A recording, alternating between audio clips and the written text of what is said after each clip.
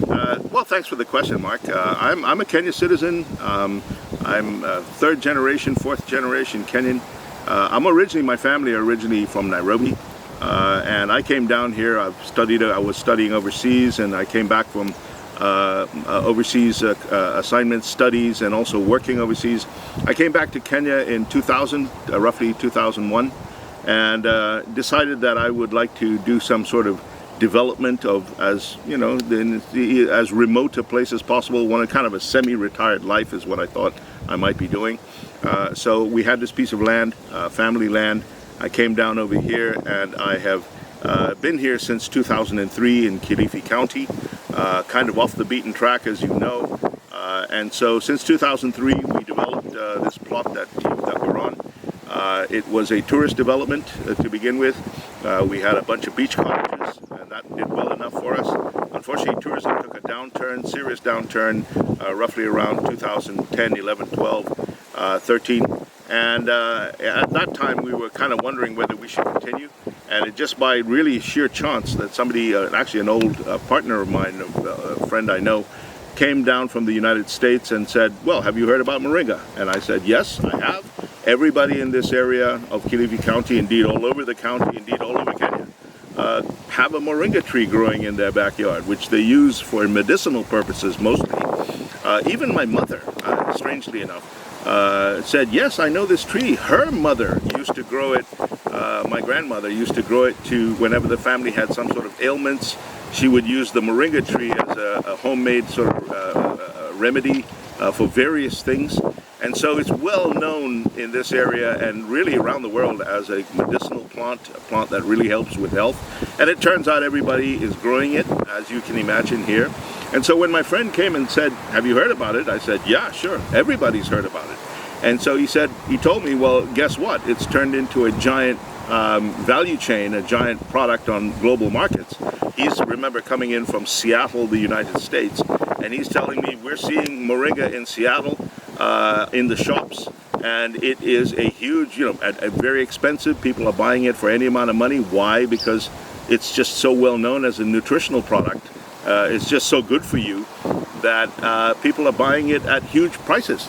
And so it was not a big step to go, well, why don't we try and get the farmers, people growing it in their backyards, to get them to put it on a commercial footing, to turn it into a bit of a cash crop. And so it was an easy sell to the farmers down here. Just simply grow a plant that you know how to grow. You've been using it all your life. And, in generations of use, farmers had no problems growing this stuff. And so that's where it started. There was a slight branch. We branched off kind of early on, whereas everybody is doing moringa leaf, drying moringa leaf and making powder out of it and using that for nutritional and consumption. We saw early on an opportunity to kind of kill two birds with one stone. So enable farmers to plant more trees and use the leaf as they normally do for their own nutrition. So in other words, we don't buy the leaf from them. They use that for nutritional purposes. And the second, as it were, bird would be that we would buy the part that they do not use, and that is the seed that grows from the tree. So normally, before we came along, they would simply throw the seeds away. It was considered to be a waste product. They didn't use it at all. And so we said that's where we spotted the opportunity, the gap. And as a company, we said, why don't you take their seeds and start pressing oil, getting the oil from the seed, which also was a major product on the market. And so it turned out to be a double header for the farmers. On the one hand, they got more moringa for their own nutrition, so that improves the nutritional food chain. And on the other hand, they got a cash crop from the stuff that they were throwing away. So it worked out a sort of double header for them. So that brings us up to this. We started the company, we started doing this in 2014. Today is 2024, 10 years later. COVID included. COVID put a stop to us. The lockdown era put a stop to us for about 2 years. We were really at standstill. And so we've been at it roughly for about 8 years. You might think of it that way, including startup. And we have grown from really just a cottage industry, back room sort of cottage industry, selling small quantities. We're now probably one of the biggest suppliers of moringa oil in Kenya, and we have customers around the world. We're also certified, our farmers are certified to United States Department of Agriculture, USDA organic standards, so we grow everything organically, no synthetic fertilizers, no synthetic pesticides. And so we are now a formal project sponsored by KCV in part. We are now, as I said, one of the biggest suppliers of moringa oil, and we have recently started producing leaf powder as well from some of our own farms, but that's another story about going up the value chain. But that, in effect, is how we are, how we got here today, and who I am. Well, I think one of the main fundamental challenges is really our location, where we are. As you know, we are 7 to 8 kilometers from the nearest tarmac road. We're in a really remote and rural location in Kilifi County, and that brings a number of challenges with it. Number one is just mere infrastructure. You're talking about roads and electricity, water. We don't have any of that. We had to invent all of that pretty much ourselves. Buildings, building supplies, really almost anything that people in towns take for granted, we didn't have, and so we had to do that ourselves. So there were infrastructure challenges, and that meant money, capex. The amount of money that we had to spend was far more than you would have to spend anywhere else, ironically, given that we are in the kind of middle of nowhere. But the second really big challenge related to that is also was personnel. Let's bear in mind that people don't realize that the best and the brightest of our workers tend to be in urban areas. They tend to be in cities. And the young people tend to migrate from rural areas here to the cities. And so what you end up in areas like here where we are is a real shortage of skilled, knowledgeable staff. And especially experienced staff. As soon as anyone gets experience, well, they're going to move to the towns and the cities and high performance agricultural areas like upcountry, where they just earn more money. Simple as that. So it's been a challenge for us to attract skilled, semi-skilled, and particularly educated staff to run the company. The bigger we grow, the more the need grows with us. And we find that it is, we're trying to keep our roots in the rural area here. Our factory is based in this rural area, and therefore the employment of it. But it's a tough sell to try and get people to come and work in a place where, there are no pizzerias, there are no, Saturday night entertainments, there are no restaurants, etc. And trying to get skilled people who are used to all those sort of things to come and work in a place like this. Either you're going to pay them a lot more than they would be paid elsewhere, or you have to have some other attraction. And so that's been a tough challenge for us. We're still facing it. Skilled and educated and experienced, senior experienced staff. Very serious challenge due to our location. Then there are other minor ones, acts of, things like drought, climate change. It's happening here, we feel it. Climate is a serious issue. We've had multiple droughts since we've been here, heavily impacting the area. There are things like the soil. The soils here at the coast are very sandy, they're not very productive, nothing like upcountry, where we would have had 3 or 4 times the productivity. So you might say the facts on the ground are a big challenge for a small startup company in a startup value chain. Let's remember, moringa is not maize. Moringa is not, bananas or whatever. Moringa is a startup value chain, and we are, or we're, a startup company. So, problems multiplied upon themselves, and we've had to find solutions for every one of those on our own. Again, thanks to help from our partners, KCV and others, we have found those solutions. It is possible to do it. And, it just takes a lot of courage and a lot of time. So with a bit of patience, with a bit of input from committed partners, anything's possible. Yeah, Kilifi Moringa, I think I mentioned in my sort of introduction, we actually took a plant that local people over here were using just really on a very subsistence level, on a very household level. They used it for personal usages, for nutrition, for health, but really nothing more than that. We actually turned that into a cash crop. here in Kilifi County, rural Kilifi County, where we turned a crop that people have outside their kitchen, their kitchens, that they use, like I said, for absolute personal use. And in fact, we're throwing away some of the most valuable parts because there was no market for it. We turned that into a cash crop, created a market out of nothing, really, from absolutely nothing. So I think we've already made the major contribution to the community simply by creating a value chain that did not exist before. Once again, help from our partners. I mentioned KCV in particular, but help from our partners allowed us to create a value chain for something that never existed before. Most of the farms around here are small 1-acre farms run by a single mother, a single woman who's supporting 5 to 7 children and maybe parents.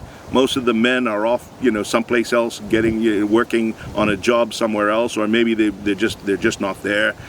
So these mothers, these women are struggling to make a living, and they have certainly not enjoyed a cash economy. And we have taken something that they don't have to change anything. They just have to grow more of it. And they are now earning, double, maybe sometimes more than double what they did before. I think one thing I'm particularly proud of and that I want to highlight is that we did all of this on the basis of a product that is moringa seed, the seed of moringa tree, on the basis of a product that was literally waste for them. So it's like we walked in and looked into their trash cans, into their garbage can, and picked some stuff out and said, hey, we'll buy this from you. And they go, sure, why not? And so I'm very proud of the fact that we took something that did not exist before, that is to say the moringa, not just moringa, but the moringa seed, and turned it into not just a product to sell to some local market here, but we are an export. 98% of our product, of our oil, is exported to Europe, the United States, and beyond. And we have basically built an oil pipeline between rural Kilifi County and the mamas here to the affluence of the United States and Europe. I have a slogan for this, a byline. We call our moringa that it is from women, it is by women, and it is for women. And that pipeline extends from the poorest parts of Kenya to some of the richest markets in the world. It's a direct pipeline. We built it, and I'm very proud about that. We are, first and foremost, the very obvious answer, we are certified producers. That is to say, we are organic producers. We don't use pesticides. We don't use fertilizers. That is synthetic pesticides and fertilizers. We have natural solutions that we invented here, we created here. And so organic, we are certified by the United States Department of Agriculture, and we are certified by the European Union to sell into those markets a organic product. So we're not just talk. We don't just say this or that. We actually have rather structured, rather expensive disciplines. We have inspectors coming every year to see what we're doing. We are currently, I believe, something on the order of 250 farms of our farms are certified farms. I remind you, these are women supporting 5 to 7 dependents. Most of them don't even read or write. They're illiterate. Most of them are really just either widows or they're on their own. And yet these same women who can barely write their name are now certified to sell their products into the United States and European Union markets. I believe that is a major achievement, something that we are proud of, mostly proud of the women who have done this. And again, an example to anyone who says, what can these rural people do? They're uneducated, blah, blah, blah, all of that.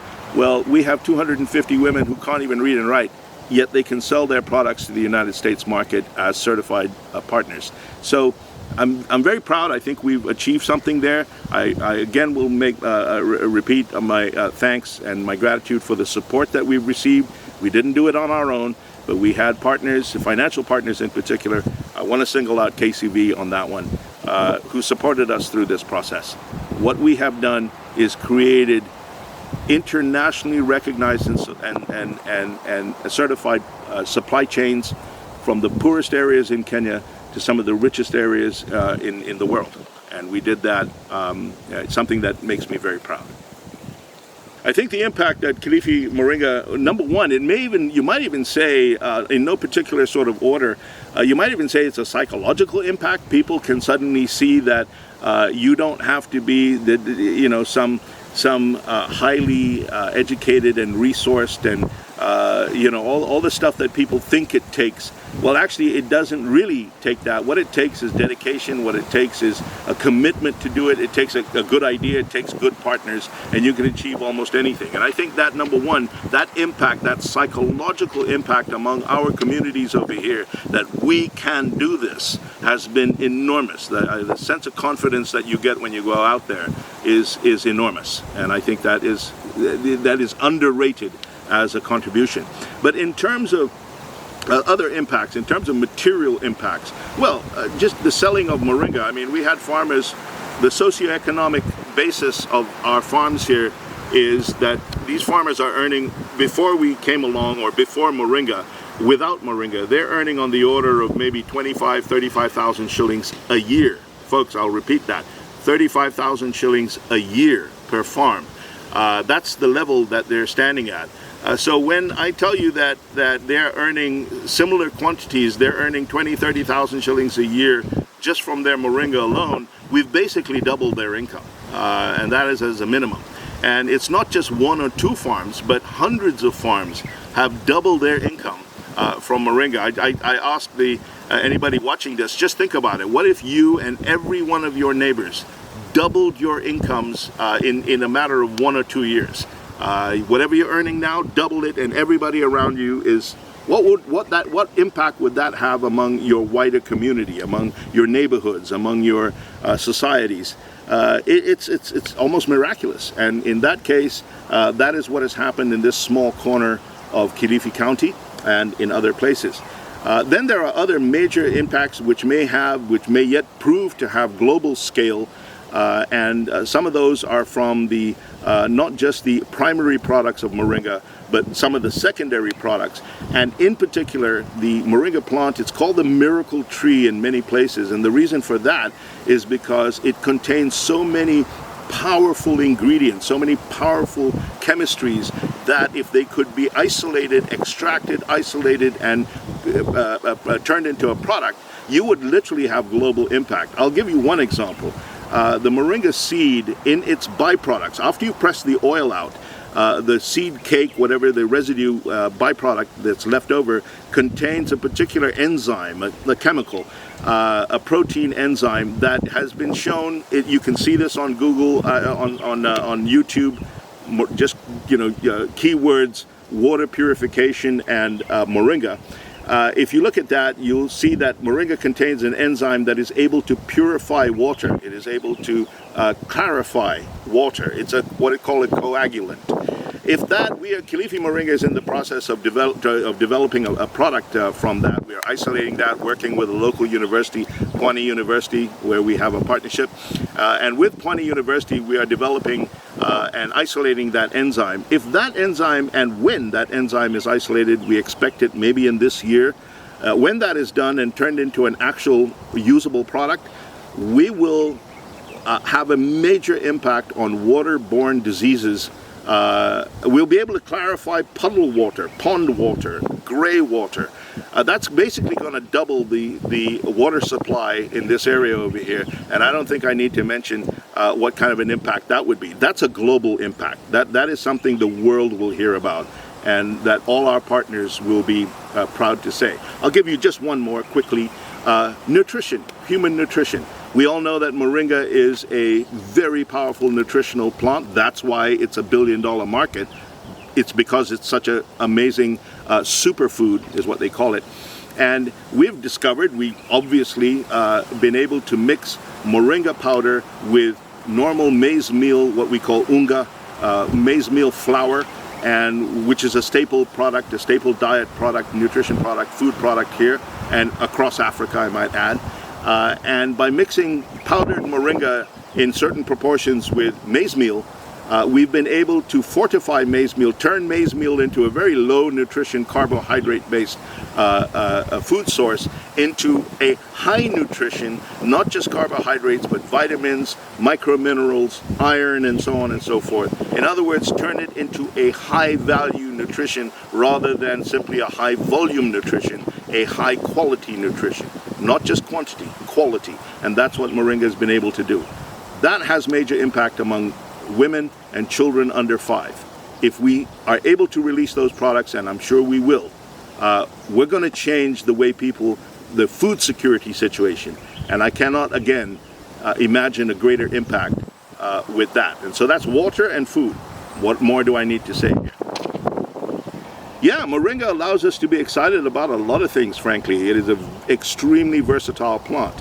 Again, the miracle tree. But the thing that I think that we feel that we really can get a lot of traction, move the ball forward, change the whole nature of the business, and ensure that we carry the farmers along with us, is by moving up the value chain.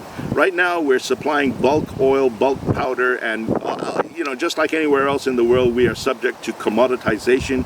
We're subject to the lowest prices, competing against giant producers like India and so forth. And so we're really held down by pricing, and that pricing is transmitted to the farmers. They're held down by low pricing as well.